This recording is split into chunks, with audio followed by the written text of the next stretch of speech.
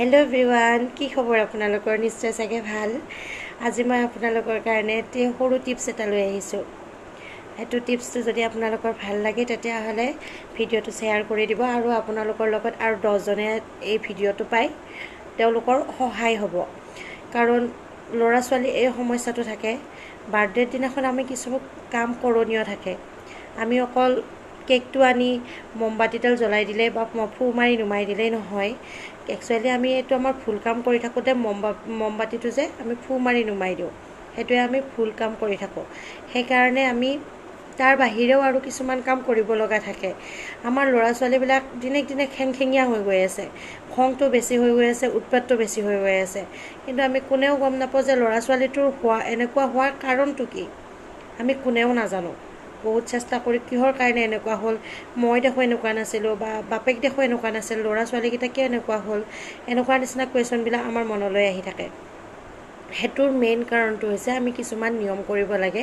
সেই নিয়মখিনি নকৰোঁ কাৰণে আমাৰ কিছুমান বস্তু সাল সলনি হৈ যায় থাকে। কাৰণ আমি কেণ্ডেলডাল নুমাই উঠি আমি কেকটো কাটোঁ, সেইখিনিহে কৰি থাকোঁ।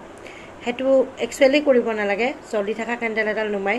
কিন্তু আজিকালিতো সেইটো, আগতেতো নাছিলে, আজিকালিতো সেইটো মানে অভ্যাসত বা মানুহ ইটো সিটোক দেখি আমি সেইটো কাম কৰা হৈ গ'লোঁ। তাৰ বাহিৰেতো উপায় নাই আৰু, সেইটোতো সকলোৱে কৰাই হৈ গ'লোঁ। ল'ৰা ছোৱালীক আজিকালি লাগে। তথাপিও এটা সৰু নিয়ম এটা কৈ দিছোঁ।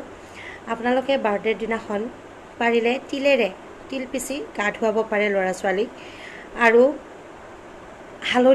হালধিৰে গা ধুৱাব পাৰে। কেঁচা হালধি বা কেঁচা হালধি নাথাকিলে গুড়ি হালধি হ'লেও গা ধুৱাব পাৰে। তেতিয়া এই খিংখিঙীয়া স্বভাৱটো অলপ কমি আহিব, ল'ৰা ছোৱালী দিনে দিনে কমি আহিব। সেই ৰেমেডিটো কৰিব পাৰে। তাৰ বাহিৰেও আপোনালোকে কি কৰিব পাৰে, সৰু ল'ৰা ছোৱালী মাতি আনি মিঠা বস্তু, যেনিবা আমি অলপ পায়স বনালোঁ, পায়স খুৱাব পাৰোঁ সৰু ল'ৰা ছোৱালীক। অলপ মিঠাই আনিলোঁ, মিঠাই খুৱাব পাৰোঁ বাৰ্থডেৰ দিনাখন।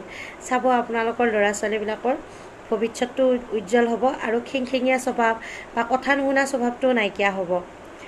আগৰ দিনত মানুহবিলাকে কৰিছিলে কাৰণে সেইবিলাক সমস্যা নাছিলে। একো বাৰ্থডে কেক বা সেনেকুৱা নাছিলে, মন্দিৰত শৰাই এখন দিলে, দি উঠি সেই ল'ৰা ছোৱালীৰ কামখিনি কৰিছিলে। কিন্তু আজিকালি যিহেতু কৰা নাযায় কাৰণে সেই সমস্যাটোৰ বেছি সন্মুখীন হ'ব লগা হৈছে। আপোনালোকে এই ৰেমেডিটো ফ'ল' কৰক, নিশ্চয় আপোনালোকৰ ঘৰতো সুখ শান্তি আহিব, ল'ৰা ছোৱালীৰ কথা শুনা হ'ব। যদি মোৰ এই ভিডিঅ'টো ভাল লাগিছে তেতিয়াহ'লে লাইক কৰি দিব আৰু থেংক ইউ এঞ্জেল লিখি দিব। Thank U.